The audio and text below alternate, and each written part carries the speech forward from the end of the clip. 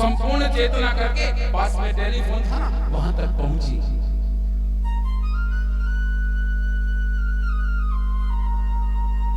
उठाते ही पड़ोसी का नंबर डायल किया जैसे तैसे, लेकिन इतनी देर में तो शाम को 5 बज गए, क्योंकि पैरालाइसिस था, धीरे धीरे ही काम होता, अचानक तो हो नहीं सकता। इधर घंटी की आवाज गई, पड़ोसी ने देखा घंटी आई है, जैसा के घर से आई है, लेकिन बात क्या है, कोई आवाज नहीं, क्योंकि वो बोल ही नहीं सकती थी ना, पैरालाइसिस था, गला पे नहीं थी। पड़ोसी ने विचार किया कुछ न कुछ घटना हो सकती है, कीवान खटखटाया, लेकिन अंदर से कोई आवाज नहीं आ रही थी। 2-3 जनों को बुला करके दरवाजे को तोड़ा, और जो ही अंदर गया मेरे भाई बहन, जैसा वहां पौधे में घिरे हुए थे। अंदर के कमरे में जाके देखा तो टेलीफोन के पास में उनकी पत्नी पड़ी थी। तुरंत एम्बुलेंस बुलाई गई, ले गए, डॉक्टर ने कहा जिंदगी भर जिस पैसे के पीछे दौड़ते रहे, जिस संतान को लायक बनाने के लिए मेरे भाई बहन काम करते रहे ना, अंत में उनकी ऐसी दुर्गति हुई। मौत के समय ना तो संतान थी ना पैसा काम आया। जब पड़ोसी ने फोन किया बेटे को, तो बेटे तेरे पिताजी और माँ का स्वर्गवास हो चुका है, कहा ठीक है आप उसका दाह संस्कार कर दो। अब जो संतान मेरे भाई बहन अपने माता पिता के लिए अंत समय में अगर उस माता पिता को अग्नि भी नसीब नहीं हो, तो फिर विचारणीय प्रश्न है कि उस संतान ने किससे काम किया। जिस संतान के लिए हम पूरी जिंदगी दौड़ लगाते हैं, मेरे बेटे के लिए भी ये कहूं, कौन माँ बाप है जो मेरे भाई में खुद भूखा रह के बेटे को नहीं खिलाएगा। सबसे बड़ी तो माँ होती है। आज मेरे भाई बहन साधारणतया समाज के अंदर अपने घर के लिए किसी नौकर को भी रखे ना, तो 8-10 हजार 6,000-7,000 से तो कम कोई नौकर मिलता ही नहीं है, और वो भी इतना विश्वास पात्र नहीं मिलेगा। माता पिता क्या करेंगे, 2 रोटी तो जीवेंगे ना, 2 रोटी सुबह खाएंगे, 2 रोटी शाम, और बिल्कुल वफादारी के साथ आपकी पूरी की पूरी घर की देख रेख भी करेंगे। हमने तो उनको नौकर से भी बिल्कुल नीचे समझ लिया, जिनकी वजह से हमको जीवन मिला, जिसकी वजह से हम इस दुनिया में आए हैं, और हम इतने कर्तव्यहीन हो गए हैं, ना माँ की परवाह है ना पिता की परवाह है। जिस संतान के मन में माँ के प्रति आदर नहीं है, पिता के प्रति भाव नहीं है ना, ऐसे संतान तो मेरे मन में होने के बजाय नहीं संतान देना ही श्रेष्ठ है।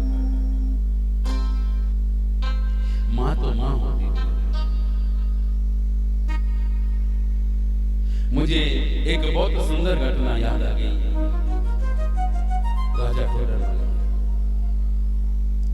राजा टोडरमल क्षत्रिय, रोज सत्संग होता उनके, क्योंकि मां संस्कारी थी, बेटे को भी संस्कार किया।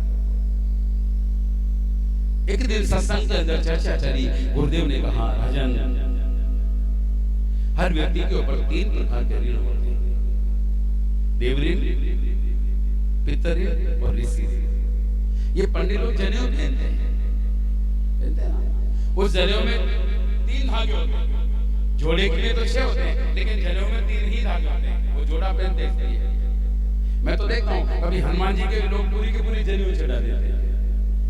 निवेदन है, हनुमान जी के पूरी जनेऊ नहीं चढ़ती है, केवल 3 धागों वाली लड़ी ही चढ़ती है। यानी एक जनेऊ खरीद के लाओ, वो 2 बार चढ़ जाएगी, एक बार 3 धागे वाली, फिर एक बार 3 धागे। हम तो पूरी की पूरी 6 लड़की जनेऊ चढ़ा देते हैं हनुमान जी। और हनुमान जी के ये कोई धागे की जनेऊ नहीं चढ़ती है। हनुमान जी को अगर प्रसन्न करना हो तो मूंछ की जनेऊ, कांधे मूंछ जनेऊ साची। हनुमान चालीसा में तो स्पष्ट लिखा है ना, लेकिन हम उसको करते नहीं। तो कहा कि हर व्यक्ति पे 3 ऋण होते हैं, मातृ ऋण, पितृ ऋण और ऋषि ऋण।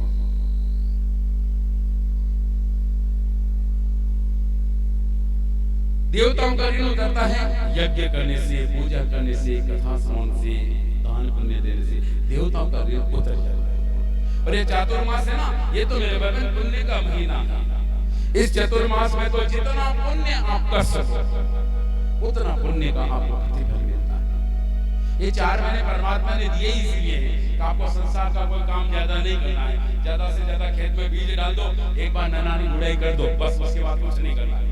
नहीं तो दूसरी फसल में तो आपको बोना पड़ता है, पिलाना पड़ता है, 5 बार करना पड़ता है। इसमें तो एक बार डाल दो, जब बार डाल दी बात खत्म। और कई फसल तो ननानी भी नहीं करना आपको, क्यों 4 महीने आप भजन करो, परमात्मा ने व्यवस्था करके अपने। लेकिन जब सेवा की बात आती है, महाराज गाय को चारो कटो लाओ, अरे भगवान ने पहले देखो, आप घर में पौधे लगाते हो ना, तो नर्सरी से पौधा लाने के बाद कई पौधे जल जाते हैं। लेकिन आपने देखा एक बारिश आई और पूरी की पूरी प्रकृति में मेरे पहले गौ माता के लिए घास पैदा हो जाती बिना बीज डाली। होती कि नहीं होती? हम कहां से खिलाएं? आप क्या खाते हो? गेहूं खाते हो? क्या खाते हो? गेहूं। 1 फीट की बाली 6 इंच की बाद में आती है। पहले 4 फीट का डंडा परमात्मा गौ माता के लिए पैदा करता है, तब जाके आधा फुट की भारी लगती है। आप बाजरी खाते हो तो 10 फुट का पहले परमात्मा डंडा गौ माता के लिए पैदा करता है चारे के रूप में, तब जाके आपके लिए 1 फीट का आवश्यकता पैदा करता है। आप जवार खाते हो तो 15 फीट का डंडा पहले परमात्मा गौ माता के लिए पैदा करता है, तब जाके आपके 1 गुलाब की आवश्यकता आती है। आप मक्का खाते हो तो 7 फुट का डंडा पहले परमात्मा गौ माता के लिए पैदा करता है, तब जाके 1 फीट का मक्का आपके लिए आएगा। मूंगफली खाते हो तो 100 ग्राम मूंगफली बाद में पैदा होगी, पहले ऊपर आधा किलो का झुमका पैदा होगा। जब परमात्मा ने अपनी सृष्टि के अंदर सबसे पहले गौ माता को जिमाने का विधान किया है, तो फिर आपने उस विधान को क्यों छोड़ा दिया? दुख हमारे जीवन में क्यों आता है? क्योंकि हम उसका पालन नहीं कर पाते, और ये होता है संस्कार की कमी से। राजा टोडरमल में संस्कार थे। गुरुदेव ने जो ही कहा कि राजन, तुम्हारा देव ऋण चुक गया है, क्योंकि तुम यज्ञ करते हो, हवन करते हो, पूजा करते हो, पाठ करते हो, दान करते हो, पुण्य करते हो। हर व्यक्ति पे ऋण होता देवताओं का। हो सके ना तो रोज अपने घर में यज्ञ होना चाहिए, रोज प्रतिदिन करना चाहिए। अब माताएं कहे कि हम तो कहां से महाराज हवन होने लाए, कहां से क्या करें, समय नहीं। तो माताएं, आपकी जो रसोई घर है ना, वो आपकी यज्ञशाला है। आपकी जो रसोई है वो यज्ञशाला है। पहले माताएं अपने घर में चूल्हा जलाती थी ना, दूध गर्म होता, दही बनाती, रोटी बनाती, तो थोड़ा सबसे पहले अग्नि को भोग लगाती ना। तो महाराज आजकल तो गैस चलाते हैं, वो कैसे लगे? सही है, कोई बात नहीं। दूध तो हर घर में आता है ना, और सबसे पहले दूध गर्म करते हो, उस दूध को लेके चीटे लगा दो अग्नि में, गैस में चल जाएगा, 2-4 चीटे डालो में जल जाएगा। करते हो आप ऐसा? नहीं करते। आप जिनका नियम हो तो करेंगे। मैं कोई नया नहीं बता रहा हूं। जिस चीज को आप भूल गए ना, आपके दुखी होने का वही कारण है। यदि उसको करना चालू कर दोगे तो फिर दुख नाम की कोई चीज नहीं रहेगी। और माताओं को स्नान करे पहले भी तो रसोई घर में प्रवेश ही नहीं करना चाहिए। ये किस तरह है? तो माने मां का मातृ पितृ ऋण दूसरे ऋषि ने कहा, राजन, देव ऋण तुम्हारा चुक गया है, तो मेरा तो ऋषि ऋण भी चुक गया होगा। हाँ राजन, वो भी तुम्हारा चुक गया, क्योंकि जो ज्ञान तुमने पाया है ना, वो तुम समाज में बांट रहे हो। तुम्हारा वो ऋण भी चुक गया। तो मेरा जो तीसरा ऋण है मातृ पितृ ऋण, वो भी चुका। नहीं राजा, तुम्हारी माँ का ऋण मैं नहीं कह सकता, वो तो तुम्हारी माँ ही बोलेगी चुका है या नहीं चुका। दिन भर राजकाजी करने के बाद शाम को जो ही राजा अपने राजमहल में पहुंचे, देखो हम भी कोई काम करते हैं ना, दिन भर कोई काम करते हैं, तो काम धंधा करने के बाद घर में आते हैं तो सबसे पहले पिताजी मिलते हैं।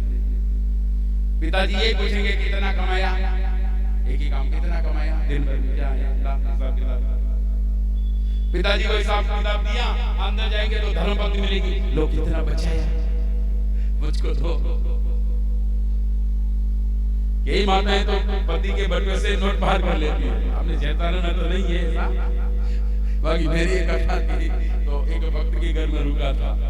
संयोग से दूसरे दिन कहीं जाना था, वो उनके कोई रिलेटिव में सत्संग था, तो मुझे वो लेके गए। जो मैंने गाड़ी पेट्रोल पंप पे रोकी, कहा गुरुजी परसों तो मेरे पास आई थी। मैंने कहा वाह ठीक है भाई, तेल ही मुझे भराना है। बाद में पता चला कि उस परसों तो उनके पास था, लेकिन रात को धर्मपति ने पैसे निकाल लिए। सोचा महाराज आए हैं, पता नहीं उल्टा सुल्टा खर्च नहीं करते, इसलिए उसके परसों से नोट गायब कर दिए।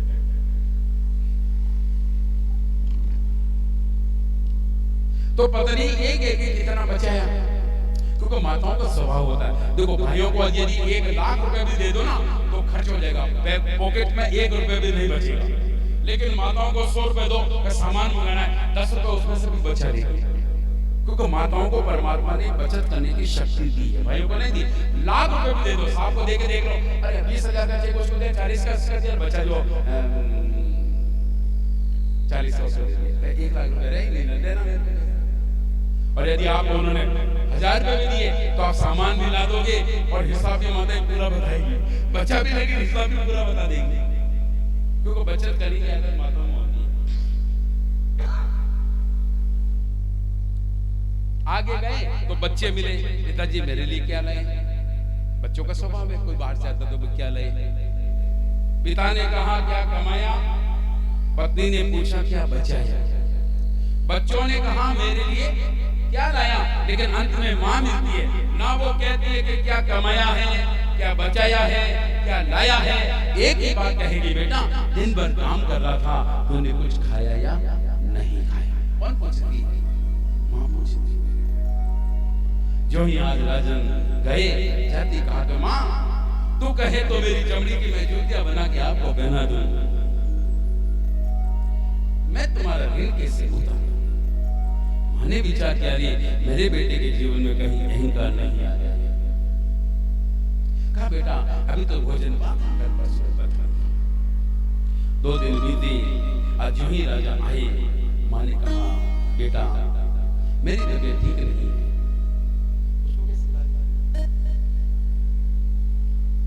मेरी तबीयत ठीक नहीं है, मेरे पास में ही चारपाई डाल के रात्रि को विश्राम करो। राजा ने चारपाई डाल दी, मां के बिस्तर कर दिए। 12 साढ़े 12 बजे का समय हुआ। अचानक मां ने कहा बेटा डोडर प्यास लगी है, थोड़ा सा जल पिला। राजा डोडर में गिलास लेके आए, मां को दिया।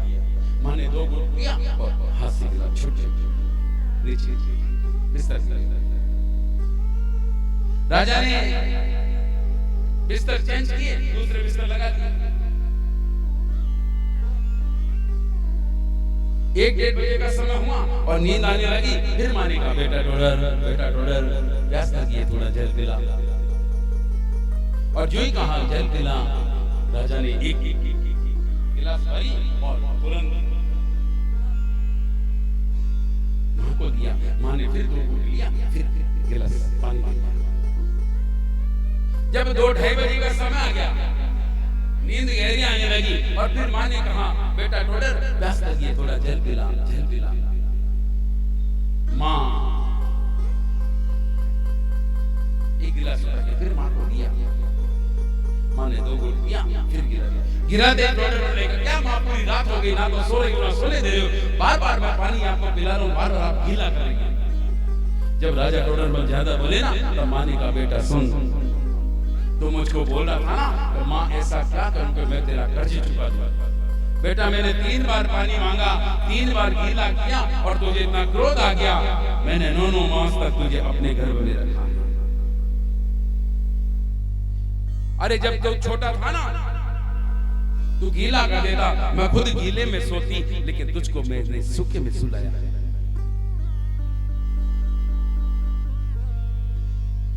और बेटा सुन, जब तू मेरे घर में था तब मेरे गुरुदेव आए। मैंने गुरुदेव से पूछा गुरुदेव संतान कैसी थी? याद रखना मेरे भाई बहन, आज समाज के अंदर इस संसार के अंदर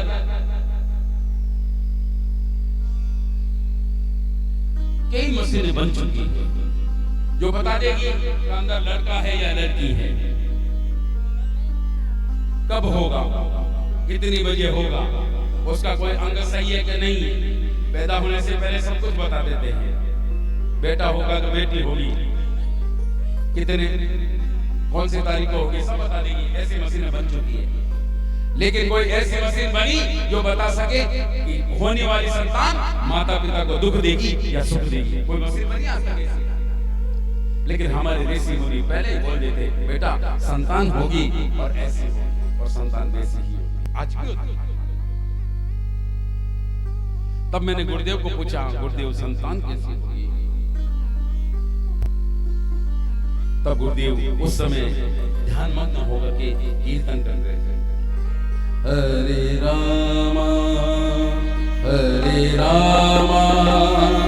राम रामा हरे हरे। इसके माइक में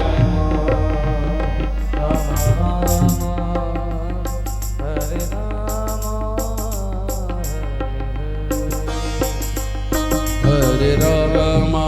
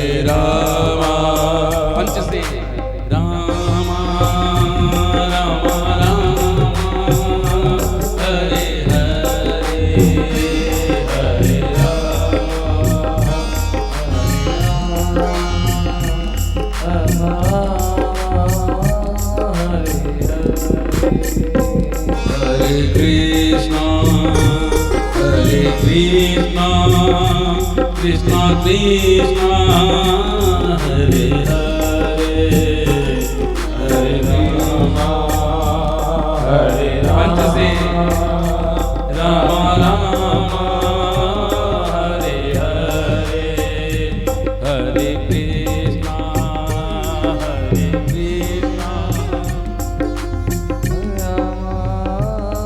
हरे। और क्यों ही तूने बोल रहे थे, दोनों बोलते बोलते गुरुदेव के पास गए। गुरुदेव, ये मेरी संतान है कैसी? और जब कहा संतान कैसी होगी, गुरुदेव ने 2 मिनट के लिए ध्यान लगाया और ध्यान लगाते ही कहा, बेटी तुम्हारी जो संतान है ना, यदि रात्रि को जन्म लिया तो तुम्हारी संतान दरिद्र होगी, शाम को 6 बजे जन्म लिया तो नगर सेठ होगी, लेकिन प्रातः 4 बजे यदि जन्म लिया तो तुम्हारी संतान राजा। मां ने विचार किया है, मैं संतान को राजा ही बनाना चाहता हूं। 9 बजते बजते मां को दर्द होने लगा, 10 बजे तो ऐसे नहीं पीड़ा होने लगी। और याद रखना मेरे भाई, माताएं जब बच्चे को जन्म देती है ना, तो ये उनका दूसरा जन्म होता है। आजकल तो सिजेरियन होता है, ये बेटे हैं हमारे जो दुनिया भर के सिजेरियन करवा दिया। भगवान की सिस्टम को मेरे बारे में चेंज कर दिया। तभी तो आजकल कहते हैं महाराज क्या करें, बच्चे बच्ची क्या वो कुंडली नहीं मिल रही है। अरे मिलेगी कैसे? उन्होंने कोई नेचुरल जन्म थोड़ी लिया, उनको तो फाड़ करके निकाला गया है, पेट फाड़ करके निकाला गया है, उन्होंने जन्म थोड़ी लिया। और जन्म ही नहीं लिया तो कुंडली बनेगी कैसे? और बन भी जाएगी तो मिलेगी कैसे? इसलिए संसार का कोई भी ज्योतिषाचार्य उस बच्चे की कुंडली नहीं बना सकता, चाहे बेटा हो चाहे बेटी, जिसको ऑपरेशन के द्वारा सीजेरियन करके बाहर निकाला गया, पेट फाड़ कर। इतने कुत्ते हो रहे, कुत्ते का तो सीजेरियन मैंने नहीं देखा कि सीजेरियन करके पेट फाड़ के निकालो किसी कुत्ते की बच्चियां को, देखा? इतनी गौ माता है, मैंने तो नहीं देखा किसी गौ माता का पेट फाड़ करके किसी बच्चे को निकाला। इतने गधे हैं, गधे का तो मैंने नहीं देखा।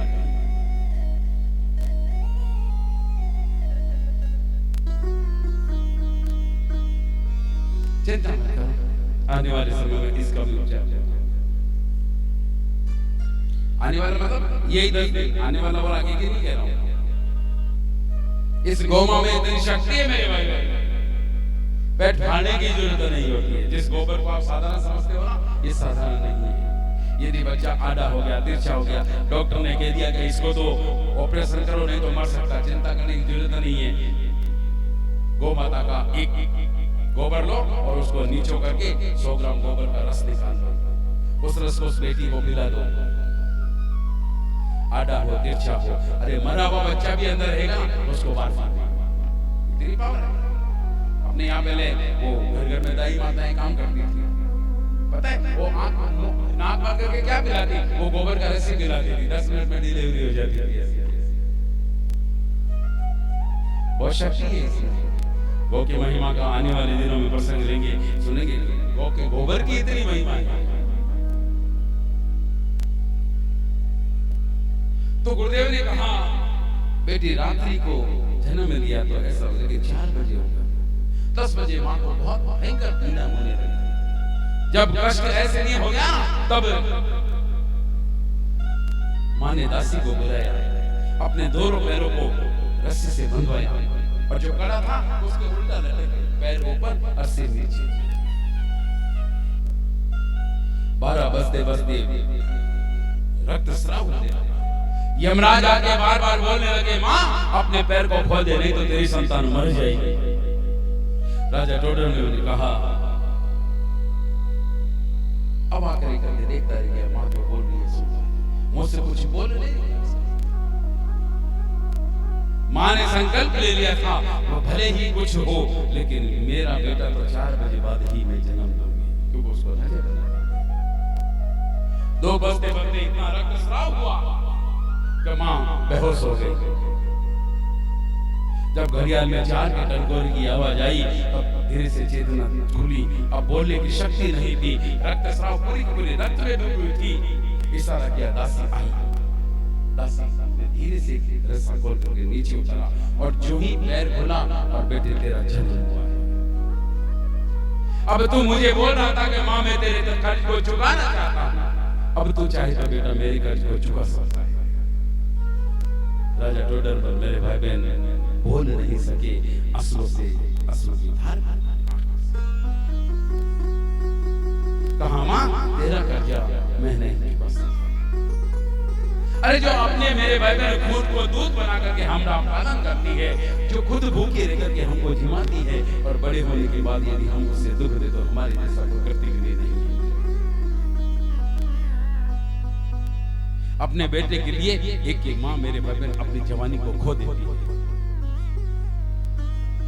अपने बेटे का पालन करने के लिए अपनी सारी महत्वाकांक्षा को, सारी इच्छाओं को मेरे भाई बहन समन कर देती है, नष्ट कर देती है। नहीं, मेरी संतान को लायक बनाना है, लेकिन जब वही संतान लायक बनती है तो फिर माता पिता को मेरे भाई बहन नालायक समझने लगते हैं। क्या क्या अनुमान रखते हैं हम संतान से, मेरी संतान बड़ा होगी, मेरी बहू आएगी, मेरी सेवा करेगी, मेरे बुढ़ापे के अंदर सहारा बनेगी। लेकिन जब हकीकत में वो नहीं होता तो बोलो मेरे भाई बहन जीवन में कितना दुख होता है। जो अरमान हमने सजाए थे ना, वो अरमान मेरे भाई बहन पूरे नहीं होते। हम वफा करके भी तन्हा रह गए, दिल के अरमान आंसुओं में रह गए।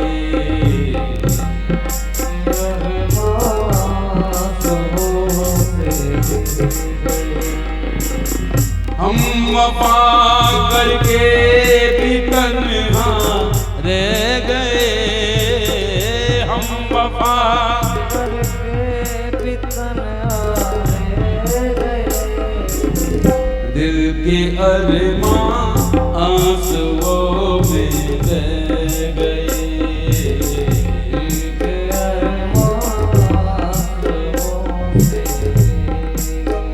कितने अरमान सजाए हमने। संतान बड़ी होगी, हमको सुकून मिलेगा, हमको शांति मिलेगी, हमको विश्राम मिलेगा। जीवन हम दौड़ रहे हैं, कुछ तो माता पिता की भी इच्छा होगी तो मुझे भी कुछ विश्राम मिले। क्या माता पिता इसलिए जन्म लेते हैं बचपन से लेकर के जवानी तक लेकर के बुढ़ापे तक मेरे पर संतान के लिए दौड़ते रहे और दौड़ते दौड़ते ही मर जाए। क्या अंतिम समय में वृद्धाश्रम जैसे वहां पर हिकायत की दृष्टि से वहां डाल दिए जाएंगे? ऐसे संतान तो मेरे भाई धिक्कार है। जो संतान मेरे भाई माता पिता को 2 वक्त की रोटी प्रेम से नहीं जिमा, लेकिन मरने के बाद नुक्ता करेगी, उसका 2 बोरी गलाएगी, समाज को बुलाएगी और समाज के पंच जगह चिट्ठियां फाड़ेंगे। धिक्कार है ऐसे पंचों पर मेरे भाई। अरे जिंदा माता पिता को 2 वक्त की रोटी जिमाना अच्छा है, तुम्हारा वो मृत्यु भोज करने के बजाय। और याद रखना मेरे भाई बहन, मृत्यु भोज यदि आपने कोई आदमी मर गया और उसके पास घर जाकर आपने जीम लिया तो आपका 6 महीने का भजन खत्म हो जाता है। इसलिए तो हम कितने भजन करते हैं, एक रुकता हुआ गए जाके पूरा का खाया कुछ बिगाड़ा कर कुरा करके आते हैं, हम नतीजा होता वो भजन जाप ताप सब खत्म हो जाता है। इसलिए भोजन भी हर कहीं नहीं करना चाहिए। विशेष रूप से मेरा निवेदन है, संकल्प लेना चाहिए आज के बाद में हम मृत्यु भोज ना तो झेलेंगे और ना करेंगे। पंचों से भी निवेदन है, मेरा कोई व्यक्तिगत वैर नहीं है, लेकिन समाज में आप प्रतिष्ठित है ना, तो इस परंपरा को थोड़ा बदलो। जिंदा माता पिता को कोई भूखा रहता है उस पर दबाव रखेगा, उसकी व्यवस्था कराओ। माता पिता बेचारे भूखे मरते हैं और मरने के बाद लड्डू खा रहे हो, दुनिया को जिमा रहे हो। धिक्कार है ऐसे खाने और खिलाने का।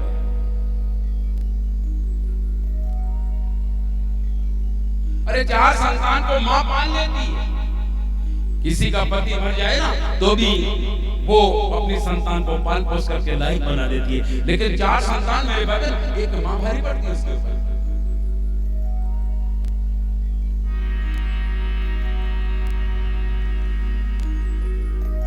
माँ बाप से बढ़कर जग में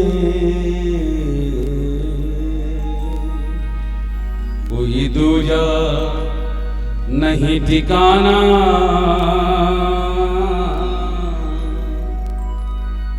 जिसने तुझे जन्म दिया रे दिल उसका नहीं दुखाना।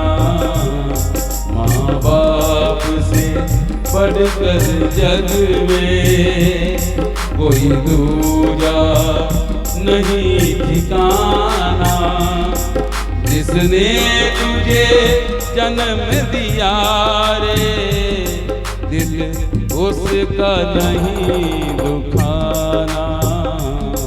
माँ बाप से बढ़कर जग में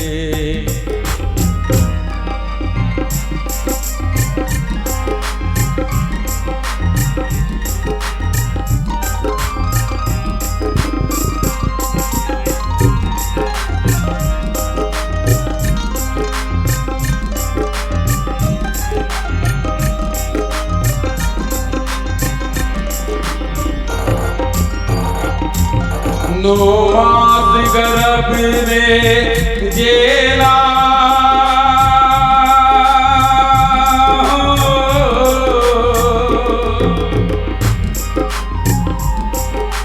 नो मास गर्भ में जेला,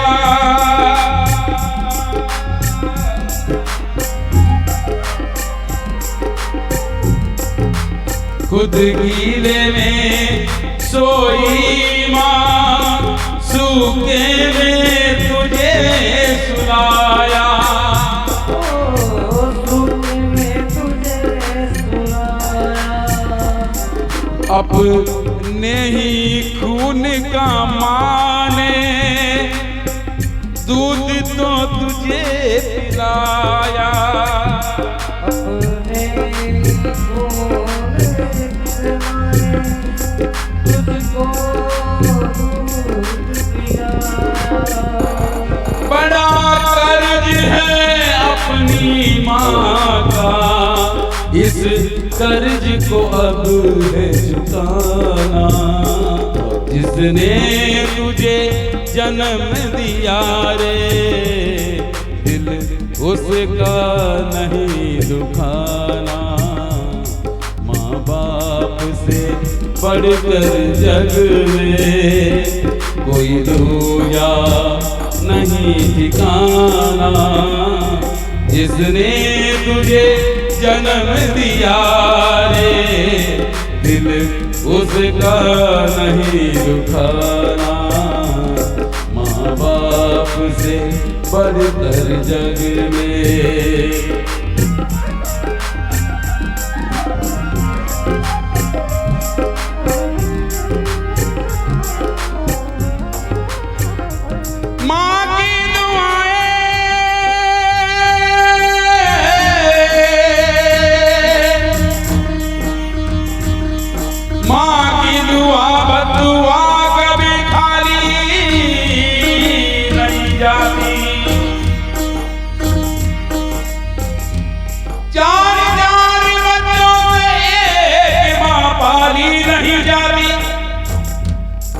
माँ की दुआ बदुआ कभी खाली नहीं जाती।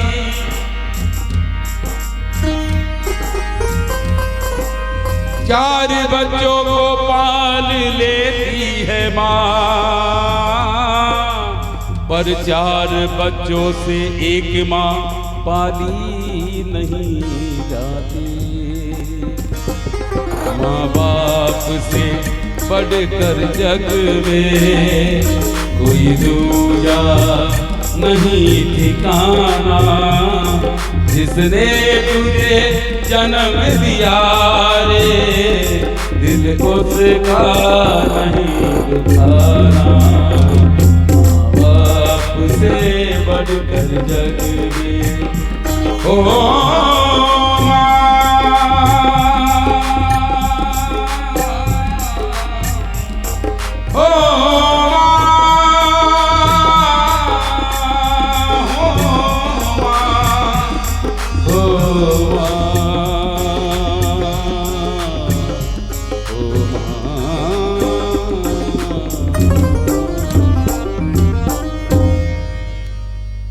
तो मेरे भाई बहन, माँ तो माँ होती है, और संस्कारवान माँ ही मेरे भाई बहन अपने बच्चों को संस्कार कर देती है, क्योंकि संस्कार गर्भ से ही आता है।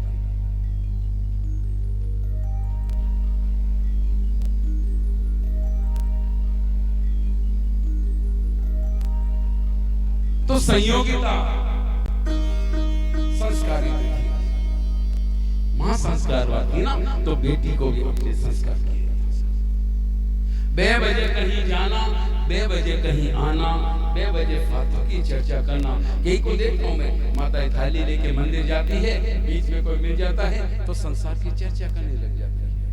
निवेदन, यदि आप मंदिर के लिए प्रस्थान कर चुके हो, चाहे रास्ते में कोई भी मिले, ठीक है, वैसे तो मौन होके जाना चाहिए, नियम बनाना चाहिए। मौन में बहुत बड़ी शक्ति होती है। हमारी साधना फलित क्यों नहीं होती है? क्योंकि जो शक्ति होती है ना, वो बोलने से नष्ट हो जाती है, इसलिए मौन लेना चाहिए। और मंदिर जाते समय तो सारी चेतना शक्ति इष्ट में रहनी चाहिए। अब ये पूरा श्रावण का मास है, 60 दिन है आपके पास। 1 महीने श्रावण मास में ही दिव्य अनुभूति होती है, और 60 का मेरे भगवान, अब तो ये देख लो, आपको 10 दिन तो आपको बिल्कुल इस गो कृपा कथा के श्रवण का भी अवसर मिल रहा है। इतना अवसर आपको मिल रहा है, और यदि आप इस अवसर का फायदा उठा रहे हो तो समझ लो कि आपके जीवन का इस 10 दिन में कल्याण निश्चित रूप से है।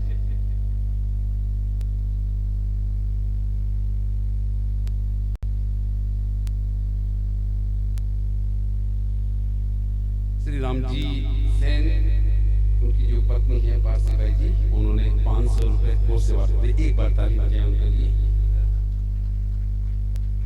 जय हो गौ माता की। ये कथा जो हो रही है ना, इसके पीछे एक लक्ष्य है। 500 से कुछ नहीं होगा, 5 लाख से भी कुछ नहीं होगा, 50 लाख चाहिए, वो भी जेतरन वालों से चाहिए, और आपको देने होंगे और मैं दूंगा, लेकिन लेके ले जाऊंगा। शर्त है बस आपके यही लगे। अब हर समाज से मेरे को 5-5 आदमी चाहिए। आज गांव के सदस्य बता रहे, आपका शुभ नाम विराजमान है?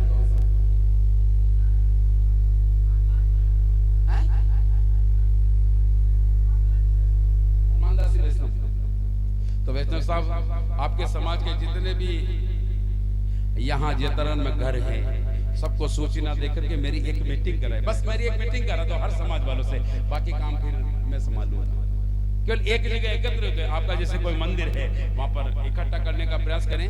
देखो कथा रहती है अपनी, तो सुबह में लगभग 8 बजे से फ्री हो जाता हूँ। सुबह मेरा भी पूजा पाठ हवन, क्योंकि मैंने हवन भी चालू कर दिया है। जो धुनी बंद ही रहती थी, धुना उसको जागृत कर दिया बाबा, चिंता मत करो। अब बाबा का पहरा लग चुका है, जागृत हो चुका धुना, अब ये चालू रहेगा जब तक चेतना रहेगी, चाहे बदल जाए, कई आएंगे कई जाएंगे। ये सदियों से चालू था, अब बीच में थोड़ा बंद हुआ था, लेकिन अब इसको चालू कर दिया। मेरी केवल एक समाज के लोगों से मीटिंग करा देना, केवल मेरा एक ही आपसे निवेदन है। क्षत्रिय समाज हो उनमें करा दो, मेघवाल समाज है उनकी करा दो, सीरवे समाज है उससे करा दो, माली समाज है उससे करा दो, पुरी समाज है उससे करा दो, जिसका समाज है ना, कुमाऊं समाज है, उससे एक मीटिंग करा दो मेरी बस। ये आपके गांव में जो श्री गोपाल कृषि गौशाला है ना, ये केवल गौशाला नहीं है मेरे बगल, ये तीर्थ स्थल है। और जिस गांव में तीर्थ का अपमान होता है, जिस गांव में इस तीर्थ में रहने गौ माता यदि भूखे मरे ना, तो पूरे गांव का मेरे बगल नाश हो जाता है। ये तो अशोक भाई को आपको धन्यवाद देना चाहिए। आप घर में 5 गाय रख के देख लो, आपके नींद नहीं उठे तो मैं बैठा हूँ, चैलेंज है मेरा, नहीं तो गौशाला से ले जाओ 5 गाय। आप तो 2 दिन इनको चरा के देख लेना, इनके चारे पानी की व्यवस्था करके देख लेना। 350 गौ माताओं को, मुझे तो कभी कभी दया आती है, 3 दिन से किसने भोजन नहीं किया, क्योंकि भोजन मेरा यही बनता है। कल भी इनकी माता जी लेके आई थी, 3 दिन से छोरा भूखा है, लेके तो साथ वो टिफिन भी पड़ा होगा मेरे ख्याल से, या खाया होगा तो रात में 1-2 बजे टाइम मिला होगा। तो हम तो देख रहे हैं ना, ये व्यासपीठ किसी की बढ़ाई करने की जगह नहीं मेरे पास, लेकिन हम देख रहे हैं। मैं खुद यहाँ ऑफिस में रुका हूँ, अब कमरा एक है, मैं ऑफिस में रुक गया तो ये यहाँ आंगन में आके दरी पे सो जाता है। तो आपको इस समय इस तीर्थ को वापस पुनः स्थापन करने की आवश्यकता है। ये गोमाता ने इसलिए तो मुझको बुला लिया मेरे भाई, नहीं तो अभी तो हमारा चतुर्मास चल रहा पथ में लगा दिल्ली में, प्रीतम नगर में। और वैसे भी 22 तारीख को मुझको जाना पड़ेगा, क्योंकि 23 तारीख से 30 तारीख तक हमारे जो गुरु भ्राता है जगदीश गोपाल जी, लाइव टेलीकास्ट आएगा चैनल पे, संस्कार पे देख लेना घर पे आप। चतुर्मास से 4 महीने का व्यवस्था में मुझे जाना था, लेकिन मैंने कहा भाई मैंने एक कथा के लिए हाँ भर की है, 7 दिन में फ्री हो जाओगे, क्योंकि 7 दिन में डबल हो गए, 14 में 1 दिन कम है ना, 13 दिन की जो कथा है, और 5 दिन पहले मैं आ चुका था, तो पूरी 3 कथा का समय तो यहाँ मुझे देना पड़ रहा है। इस गौ माता ने पहले ही खींच लिया।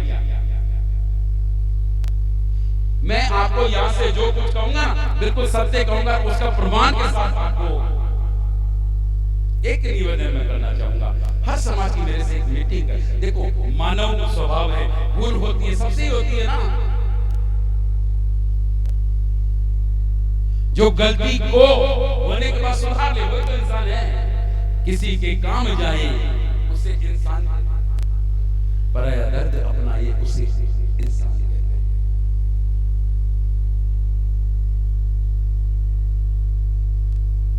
तो चल रही थी बात हमारी संस्कार संयोगिता। हाँ मैं बता रहा था, माताएं मंदिर में आती है तो चेतना शक्ति में रहनी चाहिए मंदिर। और माताएं भगवान शंकर के मंदिर में जा रही हो, आज सोमवार चालू हो चुका है, लेकिन अंदर हमने कचरा छोड़ रखा, राइट हैंड में जीवने की तरफ देखना, वो आपने किया, हमने नहीं किया। आप कभी माचिस फेंका, कभी तीली फेंकी, कभी अगरबत्ती का, और अगरबत्ती बंद है याद रखना। ये धुना मैं तो इतना दावे से कह सकता हूँ, आपका पेट दर्द हो, सिर दर्द हो, ऊंची नीची हवा हो, 10 मिनट में बाहर केवल चिमटी लेके आप ले लेना और कुछ करने की जरूरत नहीं है। क्योंकि मैं खुद यहाँ ले रहा हूँ, 1 हफ्ता 8 दिन हो गए मुझे यहाँ रहते। इतनी प्रत्यक्ष आपको कहीं जाने की जरूरत नहीं है, किसी भी खोपा भरने की जाने की जरूरत नहीं, किसी मौलवी से ताबीज बनाने की जरूरत नहीं है। इतनी पावरफुल शक्ति आपके यहाँ मौजूद है, आज से नहीं सदियों से, लेकिन आपको उसकी समर्थी नहीं है। वैसे कल सुबह आपको कचरा भी नहीं मिलेगा, अभी कथा के बाद मेरा यही काम है। वैसे तो रानी जी से झाड़ू लगवाया और मैं तो पूरे जेतारण में प्लास्टिक की सफाई करूंगा। और आप कहते हैं ना प्लास्टिक गवर्नमेंट ने बड़ी काम लेते हैं, काम में लेने वाले को वहीं से फोन करके अरेस्ट करूंगा, मैं तो एसडीएम से मिलूंगा, तहसीलदार से मिलूंगा, डिप्टी से मिलूंगा, सबसे मिलूंगा, पूरे साल जितने भी डिपार्टमेंट है सबसे मिलूंगा। मैं साधारण कथा करने वाला नहीं, ना कोई कथा करने वाला कोई धंधा है, ना कोई पैसा है, ना कोई मैंने कोई कथा सीख करके आई है। हम तो गोभक्त है। जब गौ माता की व्यवस्था की बात आती है, वहां ना तो जान देने से डरते और ना जान लेने से। सुधार ताली के साथ केवल आपका 10 मिनट देना है और कुछ 10 मिनट में कम से कम 10 घर तक आप सूचना दे सकते हो अपने अपने समाज में। उनकी राय आजकल तो फोन आराम से 10 मिनट में 10 फोन हो सकते हैं। हाँ साहब, तो वो अपनी कथा हो रही है और अपने समाज की एक मीटिंग करना चाहते हैं, कौन से दिन रखनी, कितनी बजे रखनी, बस समय आप 10 बजे से लेकर के 3 बजे तक मत रखना, क्योंकि 10 बजे बाद मेरा कथा का इधर का रहता है। 2 बजे फ्री होता हूँ, आधा घंटा ऐसे हो जाए तो 3, बाकी 10 से 3 के सुबह 8 बजे से लेकर के रात को 12 बजे तक मर्जी हो, जब रख लो, जहां रखो मैं आ जाऊंगा। अरे आपके तो सर्व समाज की 25 बेटियों की शादी हो रही है ना, और आज तक आपने कन्यादान में क्या दिया? ये जितनी माताएं बेटी है, कन्यादान में सबसे बड़ा दान कौन सा होता है? गोदान होता है। आपने दिया अपनी बेटी को गोदान, हाथ खड़ा करो तो किस माता ने गोदान दिया? तो फिर आपकी बेटी सुख कैसे पाएगी? हाँ, मोमेंटो दे दिया, मोमेंटो को खाता, हम तो जिंदा गौ माता देंगे वहां 25 की 25। जिन बेटियों की शादी हो रही ना, वो समिति वाले अभी आने वाले थे, लेकिन कथा का समय हो गया। मैंने कहा भाई वो 10:30 बजे मेरे पास बना का फोन आया, कहा वो समिति वाले मिलना चाह रहे हैं। मेरे को 10:30 बज चुकी है, कथा का समय हो गया, मुझे 11 बजे कथा में बैठना है, 2 बजे फिक्स आरती करना, 2 के बाद मिलेंगे। उस कार्यक्रम में देखना, जो भी जोड़ा शादी करेगा उसको गोमाता लेके जाना है। अगर नहीं रख सकते तो गौशाला में आप गोद चले जाना, उनकी खाने पीने की व्यवस्था यहाँ करवा देना ये गोमाता की। तो मैं तो पूरा का पूरा बदलाव करने के लिए आया हूँ जेतारण के अंदर, चिंता मत करो। ये 4 दिन मैंने इसलिए छोड़े हैं कि गुरु पूर्णिमा है, हर व्यक्ति साल में एक बार गुरुदेव के दर पे जाता है। अब कोई दिल्ली जा रहा है, कोई अहमदाबाद जा रहा है, कोई सूरत जा रहा है, कोई पुष्कर जा रहा है, सबके गुरुदेव अलग अलग विराजमान होते हैं। किसी का चतुर्मास कहीं है तो किसी का कहीं है। इसलिए आज का दिन मैं साइलेंट हूँ। कल से तो मेरी प्रक्रिया चालू है और 3 दिन का तो मैं अभियान छेड़ूंगा पूरे जेतारण में पॉलीथीन मुक्त का। एक भी पॉलीथीन रोड में नजर आनी नहीं चाहिए, एक भी पॉलीथीन खाती हुई गोमाता नजर आनी नहीं चाहिए। उससे पहले प्रशासन से मिलेंगे, उनकी राय समझेंगे, उनकी राय जानेंगे, नहीं तो फिर हम खड़े रह करके खुद पॉलीथीन चुकेंगे। चिंता क्यों करते हो? ट्रैक्टर अपने पास में इतने भक्त है, एक लाइन से शुरू हो जाएंगे, आज ये गली, कल वो गली, परसों ये गली। सुधार। अरे राम जी ने अयोध्या में जन्म लिया, अच्छा है, लेकिन हमारा घर अयोध्या बने, हमारा गांव अयोध्या बने, ये महत्वपूर्ण है ना। हमारे घर में राम राज्य आए, हमारे घर में हम सीता बने, हम कौशल्या मां बने, हमारा जीवन अच्छा हो। ये गो कृपा कथा इसलिए मेरे भाई बहन आपके जीवन को बदलने के लिए आई है। तो मंदिर में रोज आती, नियत समय पर पूजा करती और भगवान शिव का अभी सावन मास है। भगवान शिव की वजह से आधी परिक्रमा होती है। हमने तो बिल्कुल फिक्स कर दिया ताकि आप घूम नहीं सको। बाकी कई जगह मैं देखता हूँ माताएं जाती है भगवान शिव के मंदिर में और जहाँ ऐसा चबूतरा होता है तो चारों तरफ घूमती है, परिक्रमा लगाती है। भगवान शिव अर्धनारीश्वर है, आधा अंग स्त्री का, आधा अंग पुरुष का, इसलिए आधी परिक्रमा होती है, पूरी परिक्रमा नहीं होती। और भगवान शिव पर जल चढ़ाते समय धार को तोड़ना नहीं चाहिए। आपने विचार किया शिवलिंग पे जल क्यों चढ़ाते हैं? अब देखना सावन आ गया ना, कुकर मुत्तों की तरह आएंगे वो लोग, अरे भगवान शिव पर दूध क्यों चढ़ा रहे हो, गरीबों को पिलाओ। अभी 4 दिन पहले अभी इतनी हत्या हुई थी, किसी ने इको फ्रेंडली के लिए कहा क्या, तो इको फ्रेंडली बना लो, नहीं कहा ना, वो हमको ज्ञान देने आएंगे। इतना दूध नालियों में बहाते हो, इसके बजाय तो तुम दूध को बच्चों में पिलाओ। उनको बुद्धुओं को यही पता नहीं कि भगवान शिव पर दूध क्यों चढ़ाया जाता है। याद रखना मेरे माताओं बहनों, इन 2 महीने के अंदर आपको दूध नहीं पीना है। सावन मास में कभी भी दूध नहीं पिया जाता है। क्यों? बरसात होती है, इतनी हरियाली पैदा होती है, हरियाली के अंदर के जीव जंतु, गोमाताएं भी जीवती है, तो उसका प्रभाव दूध में आता है, और वो दूध का जहर का असर आपके शरीर में नहीं हो, इसलिए हमारे बुजुर्गों ने उस दूध को भगवान के शिव पर चढ़ाना चालू किया, क्योंकि भगवान विष हरता है। 12 महीने क्यों नहीं चढ़ाते शिव जी पर दूध, सावन में क्यों चढ़ाते हैं? इसका वैज्ञानिक महत्व तो मालूम होना चाहिए ना। हमको महाराज आप पता करते हो इतना लीटर दूध नालियों में बहा देते हो, और हमको तो गरीबों को, अरे भाई हम तो सावन में दूध चढ़ाते हैं, हमारे बाप का दूध हम क्यों पिलाएं, हमको पिलाने तो दूसरा लेके पिलाओ ना आराम से। पाव पर दूध भगवान शिव पर चढ़ा दिया, अरे तो 500 लीटर लेके गरीबों को पिलाओ, मना कौन कर रहा है? पिलाओ ना, तुम हम का मना कर रहे हैं? ये पूरी एक परंपरा है। तो उस भगवान शिव पर जल चढ़ाते ना, तो बिल्कुल एक धारा से चढ़ाना चाहिए। और भगवान शिव पर एक धारा से जल चढ़ाने से होता क्या है? क्या होता है? ये एक विज्ञान है। हमेशा भगवान शिव को तांबे के लोटे से जल चढ़ाना चाहिए। कौन से लोटे से? स्टील के, कांसे के, लोहे के, पीतल के, ऐसे लोटे से नहीं, केवल तांबे का लोटा, क्योंकि तांबा विद्युत का सुचालक होता है। जल की धारा बहे तो पानी भी विद्युत का सुचालक होता है। हमारी बॉडी भी विद्युत की सुचालक है, और धरती भी विद्युत की सुचालक है। जब हम भार बना के जल चढ़ाते हैं तो एक अर्थिंग बनता है, हमारे शरीर में करंट होता है, पावर होता है, वो नेगेटिव एनर्जी खत्म होती है, और पॉजिटिव एनर्जी पैरों के द्वारा हमारे भीतर आती है, और हाथ के द्वारा हम जल चढ़ाने, एक चक्र बनता है, तो हमारी पॉजिटिविटी बनती है, नेगेटिविटी खत्म होती है। इसलिए भगवान शिव को जल चढ़ाया जाता है। यह है इसका विज्ञान, यह है इसका साइंस। और आज भी हमारे 12 ज्योतिर्लिंग, जहां भी ज्योतिर्लिंग स्थापित है, वह रेडिएशन बहुत ज्यादा है, बहुत ज्यादा है, एनर्जी बहुत ज्यादा है। तो उसको शांत करने के लिए भगवान शिव ने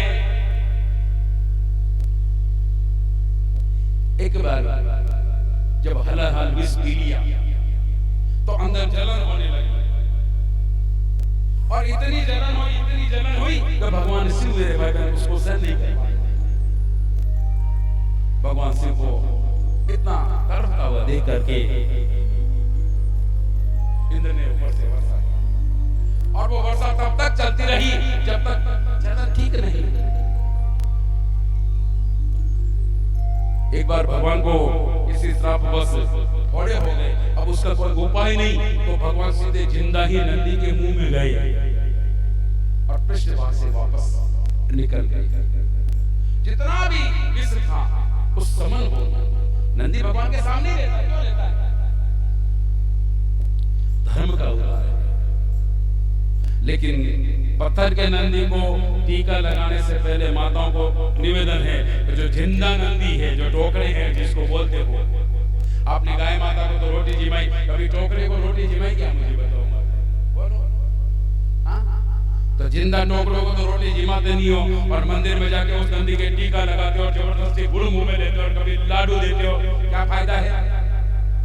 उस पत्थर के नंदी को टीका लगाने से कोई फायदा नहीं होने वाला है। उस पत्थर के नंदी को गुड़ जिमाने से कोई फायदा नहीं होना चाहिए। 20 किलो गुड़ ला करके वो पीछे टोकरे टोक रहे हैं, उनको जिमाओ तो फायदा होगा। 20 किलो नहीं लाता तो 20 रुपए का गुड़ ला करके जिमाओ तो फायदा होगा। इस सावन मास का महीना आया ही इसलिए है कि हम साल भर चाहे कुछ भी करें, लेकिन इस महीने के अंदर हम वो सेवा करें, इसलिए सावन मास का महीना आया। और अब तो आपकी पूरी व्यवस्था हो चुकी है।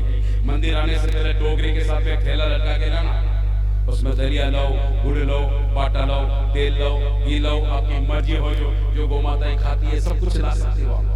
फिर देखो जीवन में कितना आनंद आता है। 4 दिन ला के देखो, 5वें दिन आपको कितनी खुशी की अनुभूति होगी। स्वयं अनुभव करना ये अनुभव की बात है।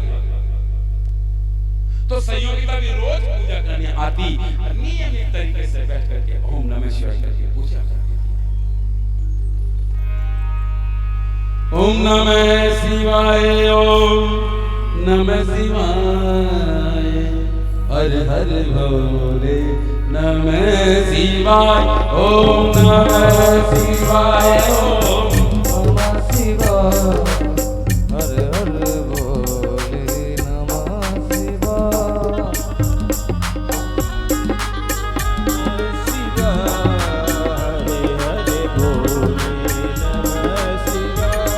ओम नमः शिवाय, ओम नमः शिवाय, हर हर भोले नमः शिवाय, नमः शिवाय, हर हर भोले नमः शिवाय, नमः शिवाय, ओम नमः शिवाय, हर हर भोले नमः शिवाय, नमः शिवाय, नमः शिवाय, हर हर भोले नमः शिवाय, ओम नमः शिवाय, ओम नमः शिवाय, हर हर भोले नमः शिवाय, नमः शिवाय, हर हर भोले नमः शिवाय, जटाधराई शिव जटाधराई, हर हर भोले नमः शिवाय, जटाधराई शिव जटाधराई, नमः शिवाय, नमः शिवाय, ओम नमः शिवाय, ओम नमः शिवाय, हर हर भोले नमः शिवाय, नमः शिवाय, हर हर भोले नमः शिवाय, नमः शिवाय, ओम नमः शिवाय, हर हर भोले नमः शिवाय,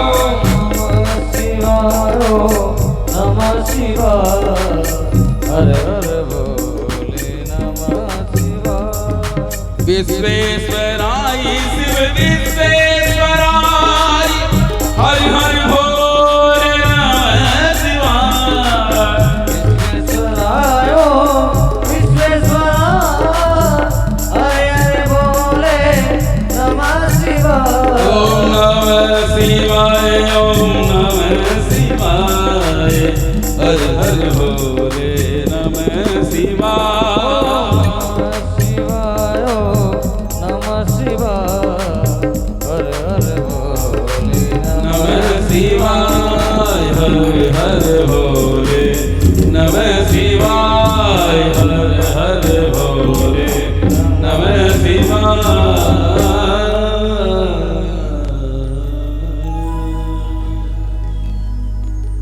तन्मयता के साथ मेरे भाई बहन कीर्तन करें, और जब आप कीर्तन करो ना, देखो भगवान का हर नाम भगवान का है।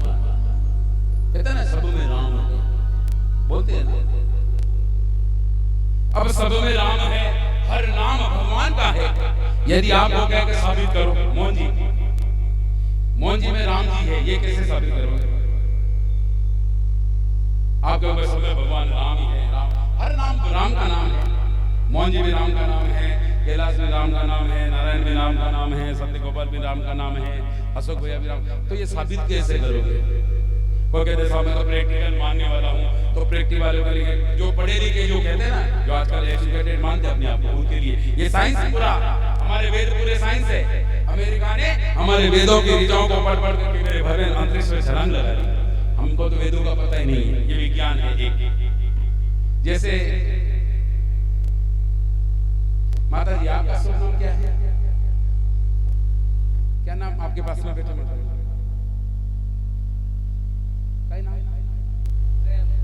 प्रेम जी, यानी 2 अक्षर का नाम है, आधा अक्षर गिना नहीं जाता है, प्रेम है ना। 2 अब 2 को 4 से गुना करो, कितने हुए? 8। 8 में 5 जोड़ो, कितने हुए? 13। 13 को 2 से गुना करो, 26। 26 में 8 का भाग दो, कितने बचे? 8 तरी 24 हो गए, तो 2 बचे, यानी राम है। आपके नाम के अंदर राम है। चलो, आपका नाम क्या है? रामपाल, यानी रामपाल है, 4 अक्षर का नाम आपका है ना। अब 4 को 4 वो फार्मूला वही है, 4 को 4 से गुना करो, 4 4 16, 16 में 5 जोड़ो, 21, 21 को डबल करो, 42, 42 में 8 का भाग दो, 40 बचे 2, यानी राम। आपके अंदर राम है। और किसी का नाम? क्या नाम? 2 अक्षर का ही है। बात है कि प्रेम में रेखा बात तो नहीं है, किसी का 5 का हो, 7 का हो, 9 का हो। क्या नाम है? शांति, ये भी 2 अक्षर का नाम है, उसमें भी राम है ही है। कोई 3 अक्षर को नाम हो, जैसे मोन 3 अक्षर का नाम है। अब 3 को 4 से गुना करो, 3 चौक 12, 12 में 5 जोड़ो, 17, 17 को डबल करो, 34, 34 में 8 का भाग दो, 8 चौक 32, बचे 2, वही राम बचा। और किसी का नाम? कोई 5 अक्षर को नाम हो, 7 को हो, 8 को हो, 9 को हो, 10 को हो, 15 को हो, 20 को हो, 50 को हो, बोलो। ये सब विज्ञान है जो छुपा हुआ है, लेकिन बताया नहीं जाता है। क्योंकि अगर हम बता देंगे तो आप जान जाओगे, और आप जान जाओगे फिर हमारे मौके से मन होगे, फिर हमारी मन दुकानदारी बंद होगी ना। लेकिन ये तो गोभक्त है ना, तो मेरे भाई बहन, हमारा कोई कथा करना धंधा है ना, कोई हम कोई कथावाचक हैं। हम एक गोभक्त हैं जो उस बात को आपको बता रहे हैं जिस बात को आप समझ गए, तो फिर और कुछ समझना बाकी नहीं। हर नाम भगवान का है, और राम नाम ये माला पहनते हो ना, 108 की होती है। कितनी होती है? हम किसी से मिलते तो बोलते राम राम, बोलते हैं ना, राम राम बोलते हैं। अब राम में होता रे, आ की मात्रा और मैं। ये विज्ञान है छुपा हुआ, जो शायद आप तक आपको पता नहीं होगा, किसी ने बताया नहीं होगा। रकार, आकार और मकार। रे हमारी जो हिंदी की वर्णमाला है, के गे आता है बेटा, तो रे आता है हमारे 27 नंबर पर। देख लो, गिन के देख लो, 27 नंबर पे आएगा। हाँ, वही मैं बता रहा हूँ।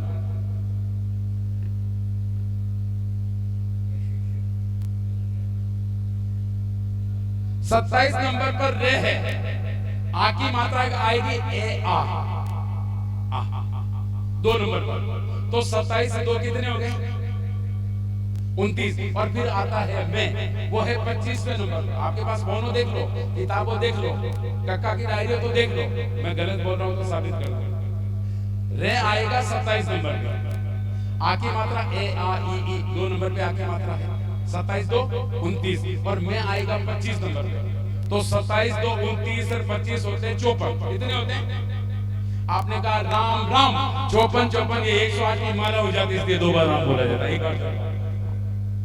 बोले शिव रामचंद्र भगवान की। हमारी हर क्रिया के अंदर विज्ञान छुपा है।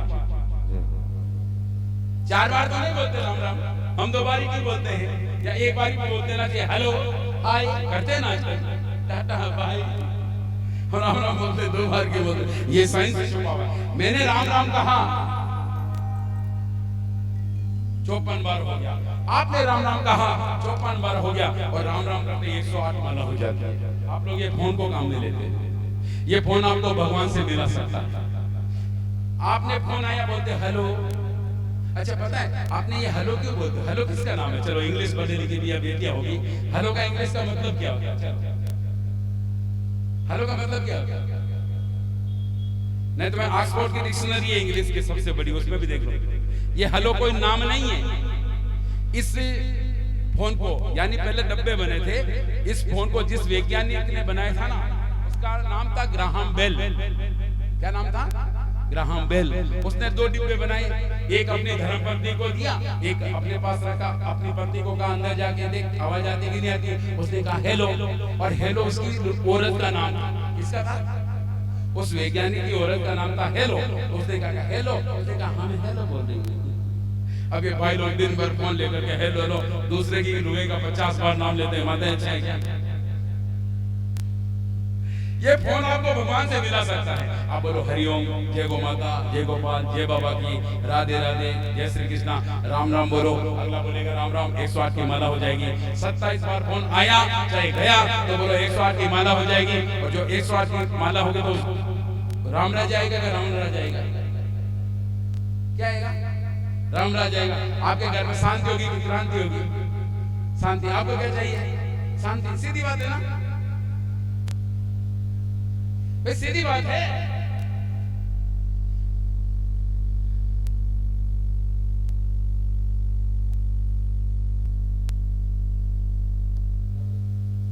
नवरत्न जी गो माता के लिए 500 रुपए बहुत बहुत धन्यवाद।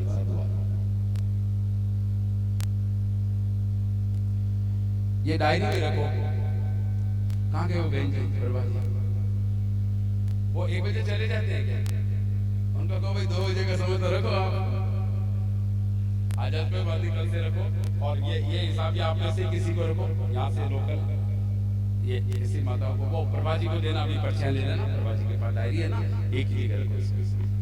नाम यहाँ से उच्चारण कर दूंगा, राशि आपके यहाँ लोकल स्तर पर ही रखें। आगे समझ में? मंदिर क्यों जाते हैं?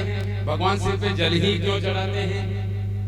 भगवान शिव पे दूध क्यों चढ़ाते हैं? और मेरे भोलेनाथ तो सतत राम राम का ही उच्चारण करते हैं। एक बार सारे देवता भगवान शिव के पास में गए, जाते कहा भोलेनाथ आपके पास तो अकूत खजाना 100 करोड़ मंत्र है भगवान शिव के पास। कहा हमको दे दो ना। देवता भी गए, कान्हो भी गए और मानो भी गए। भगवान तो भोलेनाथ ने कहा कि ठीक है ले जाओ। तो तीनों ने 33 करोड़ बांट लिए। 1 करोड़ बच गया। कहा भोलेनाथ 1 करोड़ का आप क्या करोगे? ये भी हमको दे दो ना। तो फिर उसमें से 33 लाख तीनों को दे दिए। दानवों को भी दे दिए, मानवों को भी दे दिए और देवताओं को भी दे दिए। फिर भी 1 लाख बच गया। कहा प्रभु आपको क्या, आप तो भोलेनाथ हो, आनंद में रहे, तो आपको क्या जरूरत है इसकी? लो ले जाओ। 33 हजार दे दिया तो भी 1000 बच गया। लेकिन लोभ इतना का छूटना नहीं चाहिए। कहा प्रभु 1000 का क्या करोगे? तो फिर 333 दे दिए, बच गया 2। कहा प्रभु ये नहीं दे सकता, सब कुछ दे सकता हूं लेकिन ये नहीं दे सकता, क्योंकि राम अगर नहीं है तो फिर जीवन का कोई औचित्य नहीं। लेकिन आज तो देखो मेरे घर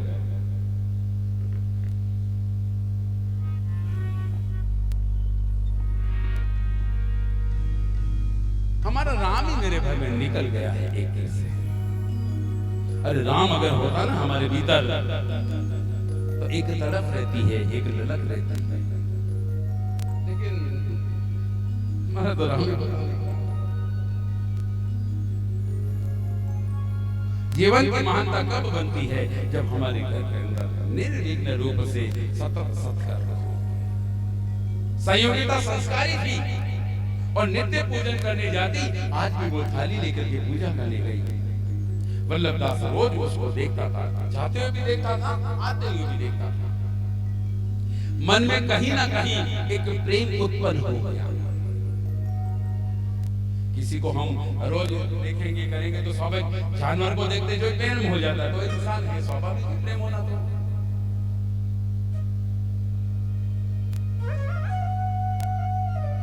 वल्लभदास ने विचार किया ये संस्कारित है, सुंदर है, योग्य है, लेकिन मैं इसके लायक नहीं। लेकिन मुझे अगर पत्नी रूप में मिल जाए तो मेरी जीवन की दशा प्रतिष्ठा दोनों ही बदल जाएगी। और सुयोग्यता है ना, वो साधारण इंसान की बेटी नहीं थी मेरे घर में, करोड़पति बाप की बेटी थी। जिसके बहुत बड़ा बिजनेस है,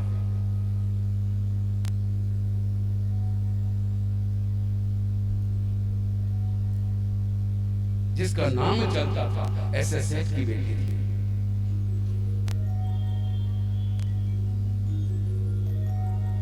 सुयोगिता से तो संयोगिता से तो वल्लभदास ने कुछ कहा नहीं, लेकिन जब वो अंदर जाती, सखियां बाहर रहती, क्योंकि सखियां तो पूजा करके आ जाती थी, कुछ टाइम पास के लिए जाती कि चलो मंदिर में घूम के आ जाएंगे। बहुत से लोग तो मंदिर को घूमने का स्थान बना लेते हैं।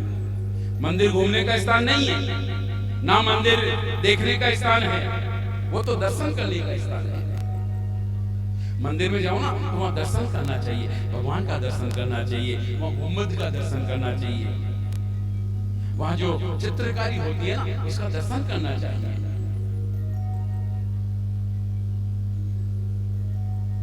देखने के लिए मंदिर नहीं होता है, दर्शन के लिए होता है। तो एक दिन उसकी सहेली थी, उससे वल्लभदास ने पूछा, अच्छा बहन, वो जो आपकी सखी आती है ना रोज, अच्छा कौन, वो संयोगिता? अच्छा उसका नाम संयोगिता है? नाम पूछने जा रहा था लेकिन संयोग से सहेली ने कह दिया। अच्छा वो मंदिर में संयोगिता जाती है, उसकी पूछ रहे हो? हाँ पूछो क्या है? नहीं बहन, ऐसे पूछ रहा था वो कौन है? क्योंकि बहुत बड़े करोड़पति बाप की एक इकलौती संतान है। इकलौती संतान? अच्छा क्या हुआ, कोई काम है? नहीं ऐसा कुछ नहीं। वल्लभदास बोल भी नहीं सका, तो मैं उसको चाहता हूं, अथवा मेरी उससे बात करनी है, अथवा कुछ करना, कुछ भी नहीं कह सकते।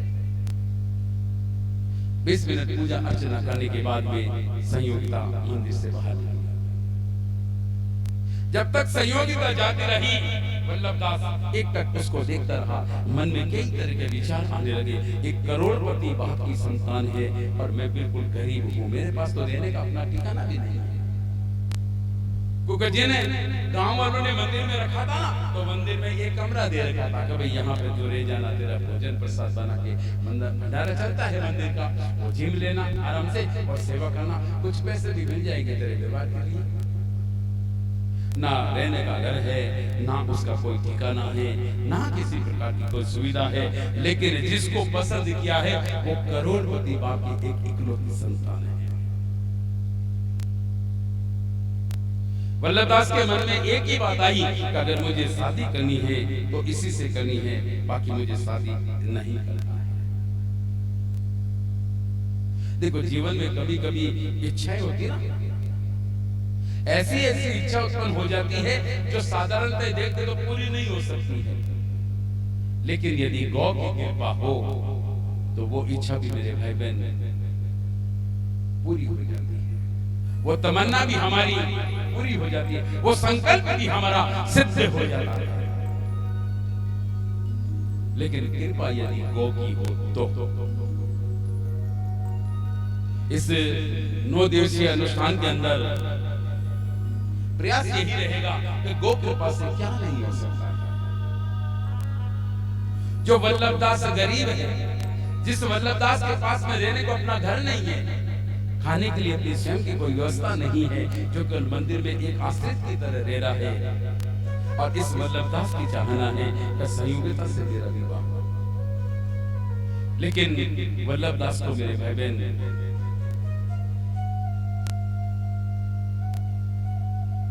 यकीन नहीं हो पा रहा था कि मेरा इससे विवाह हो सकता है।